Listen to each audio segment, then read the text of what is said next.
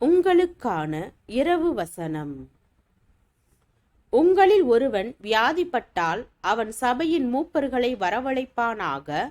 அவர்கள் கர்த்தருடைய நாமத்தினாலே அவனுக்கு எண்ணெய் பூசி அவனுக்காக ஜெபம் பண்ண கடவர்கள். அப்பொழுது விசுவாசமுள்ள ஜெபம் பிணியாளியை இரட்சிக்கும். கர்த்தர் அவனை எழுப்புவார். அவன் பாவம் செய்தவனானால் அது அவனுக்கு மன்னிக்கப்படும். நீங்கள் சொஸ்தமடையும் படிக்கு உங்கள் குற்றங்களை ஒருவருக்கொருவர் அறிக்கையிட்டு ஒருவருக்காக ஒருவர் ஜெபம் பண்ணுங்கள். நீதிமான் செய்யும் ஊக்கமான வேண்டுதல் மிகவும் பலனுள்ளதாயிருக்கிறது. யாக்கோபு 5வது அதிகாரம் 14, 15, 16 வசனங்கள்.